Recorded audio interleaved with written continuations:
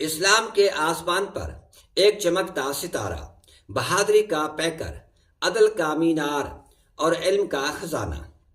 آج ہم آپ کو لے کر چلتے ہیں ایک ایسی ہستی کی جانب جس کا نام سنتے ہی شجاعت، علم، تقوی اور وفا جیسے الفاظ ذہن میں آتے ہیں، اور جنہیں رسول اللہ صلی اللہ علیہ وسلم نے باب العلم یعنی علم کا دروازہ قرار دیا ہے۔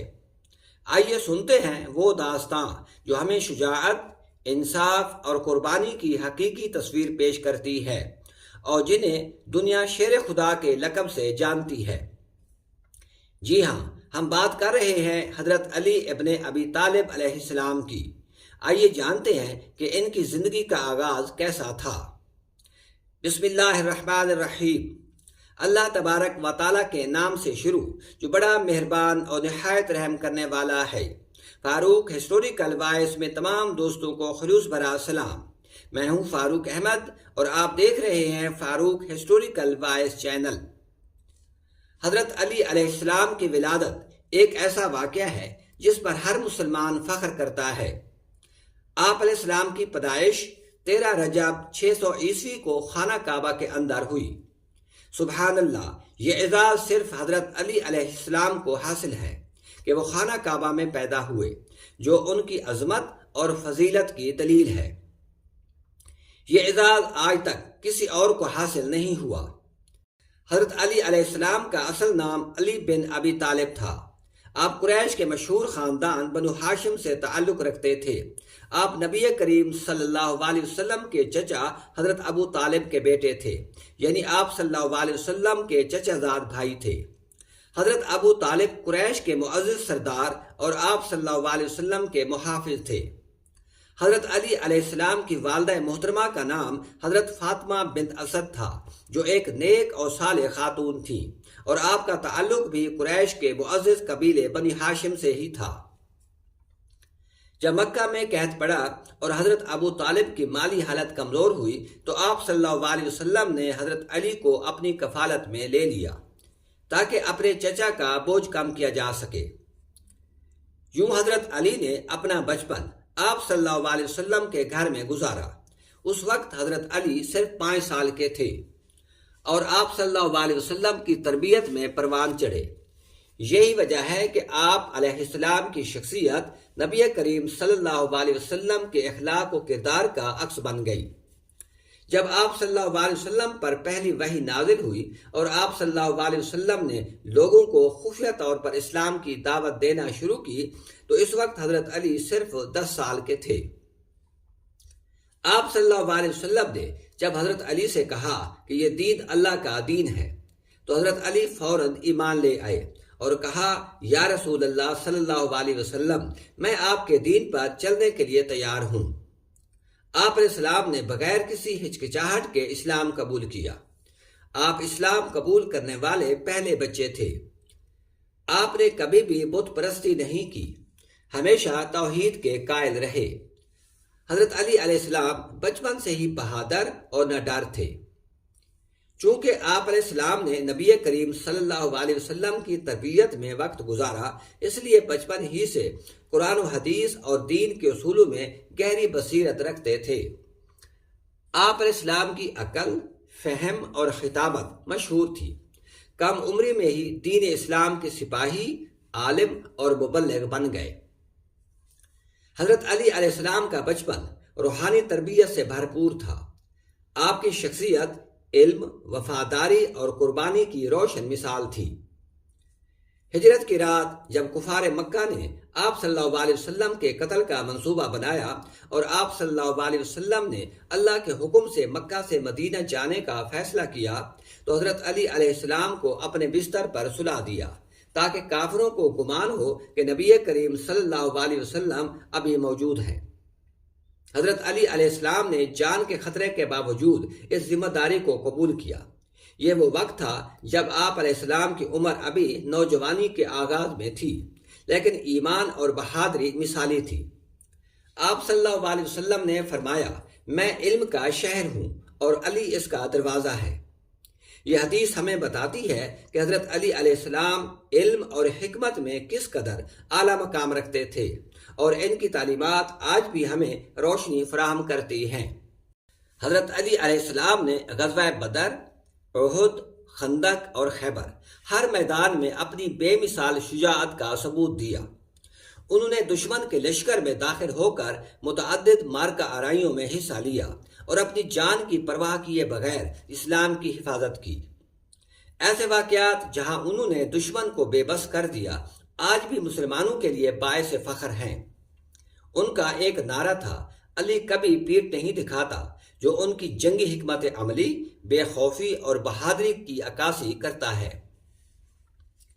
چونکہ آپ علیہ السلام نے اپنا بچپن نبی کریم صلی اللہ علیہ وسلم کی صحبت میں گزارا، اس لیے آپ کو دین کا گہرا فہم حاصل ہوا۔ آپ کی خطابت، عدالت اور فقہ میں مہارت ایسی تھی کہ خلیفہ دوم حضرت عمر فاروق رضی اللہ تعالی عنہ فرمایا کرتے تھے کہ اگر علی نہ ہوتے تو عمر ہلاک ہو جاتا۔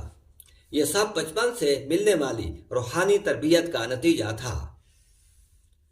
جنگ خیبر اسلامی تاریخ کی ایک عظیم اور فیصلہ کن جنگ تھی، جو 7 ہجری میں نبی کریم صلی اللہ علیہ وسلم کی قیادت میں یہودی قبائل کے خلاف لڑی گئی، جو خیبر کے قلعوں میں مقیم تھے۔ خیبر یہودیوں کا مضبوط گڑھ تھا، جہاں کئی قلعے موجود تھے۔ یہ قبائل مدینہ کی اسلامی ریاست کے لیے خطرہ بن چکے تھے۔ ان قلعوں کا فتح کرنا آسان نہ تھا، کیونکہ ان کی دیواریں بلند اور دفاعی نظام بہت مضبوط تھا۔ اس لیے نبی کریم صلی اللہ علیہ وسلم نے ان کے خلاف فوجی کارروائی کا فیصلہ فرمایا۔ شروع میں حضرت ابوبکر صدیق رضی اللہ تعالی عنہ اور حضرت عمر فاروق رضی اللہ تعالی عنہ کو قلعہ کموس فتح کرنے کے لیے بھیجا، لیکن کامیابی نہ ملی۔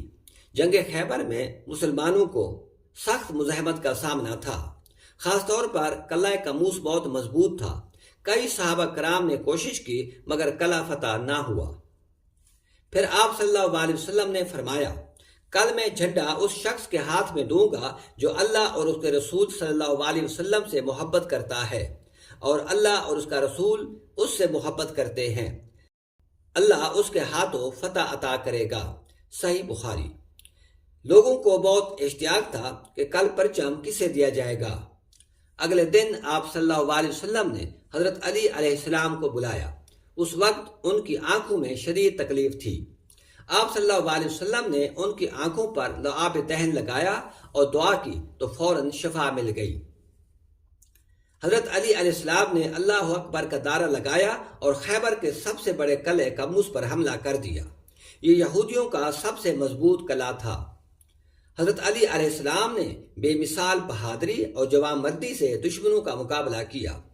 یہودیوں کا سب سے بہادر اور ماہر پہلوان مرحب زرہ بختر پہن کر میدان میں آیا اور آتے ہی غرور اور تکبر سے اشعار کہے۔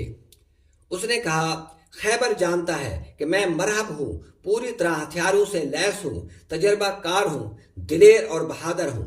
کبھی نیزہ مارتا ہوں، کبھی تلوار چلاتا ہوں۔ جب جنگ کی آگ بھڑکتی ہے تو میں آگے بڑھتا ہوں۔ حضرت علی علیہ السلام نے بھی اسی طرح کا جواب دیا، میں وہ ہوں جس کی ماں نے اس کا نام حیدر رکھا ہے، شیر کی طرح دشمنوں پر حملہ کرنے والا، خوفناک اور دلیر۔ میں تمہیں اپنی تلوار سے ایسے کاٹوں گا جیسے کسائی گوشت کاٹتا ہے۔ مرحب نے حملہ کیا۔ حضرت علی علیہ السلام نے اسے اپنی ڈھال پر روکا، پھر اپنی مشہور تلوار ذوالفقار سے ایسا وار کیا کہ مرحب زرہ سمیت 2 ٹکڑے ہو گیا۔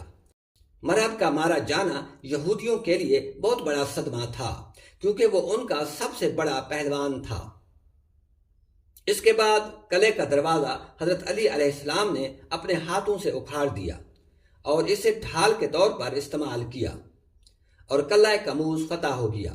حضرت علی علیہ السلام نے جنگ خیبر میں شجاعت، ایمان اور وفاداری کی ایسی مثال قائم کی جو رہتی دنیا تک یاد رکھی جائے گی۔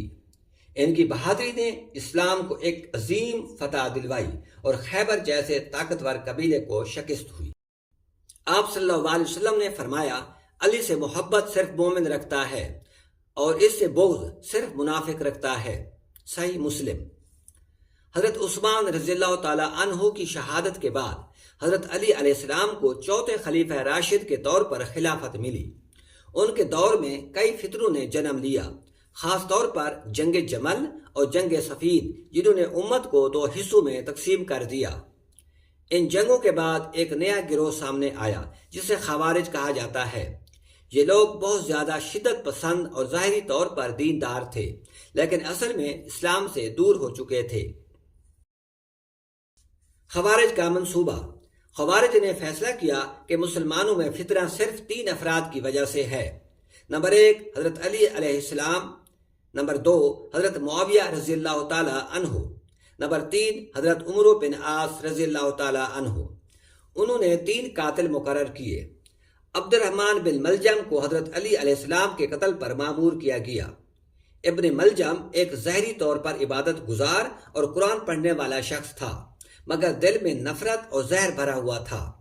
اس نے کوفہ میں ایک عورت سے شادی کی خواہش ظاہر کی جو حضرت علی علیہ السلام سے بغض رکھتی تھی۔ اس عورت نے کہا کہ اگر تم علی کو قتل کر دو تو میں تم سے شادی کر لوں گی۔ ابن ملجم نے اس کام کے لیے تلوار کو زہر میں بجھا کر تیار کیا۔ 17 رمضان المبارک 40 ہجری کو حضرت علی علیہ السلام کوفہ کی مسجد میں نماز فجر کے لیے داخل ہوئے۔ حضرت علی علیہ السلام مسجد میں داخل ہوئے، اذان کے بعد لوگوں کو جگایا اور محراب میں کھڑے ہو کر تکبیر کہی۔ اسی وقت ابن ملجم چھپ کر آیا اور حضرت علی کے سر پر زہر آلود تلوار سے وار کر دیا۔ حضرت علی کی پیشانی سے خون بہنے لگا اور وہ زمین پر گر پڑے، اور آپ کی زبان سے یہ الفاظ ادا ہوئے: رب کعبہ کی قسم، میں کامیاب ہو گیا۔ آپ علیہ السلام کو زخمی حالت میں گھر لایا گیا۔ آپ علیہ السلام 2 دن زندہ رہے۔ اس دوران لوگوں کو نصیحتیں کرتے رہے، اپنے بیٹوں حسن اور حسین کو صبر اور تقوی کی وصیت کی۔ آخر کار 21 رمضان المبارک کو آپ کی شہادت ہوئی۔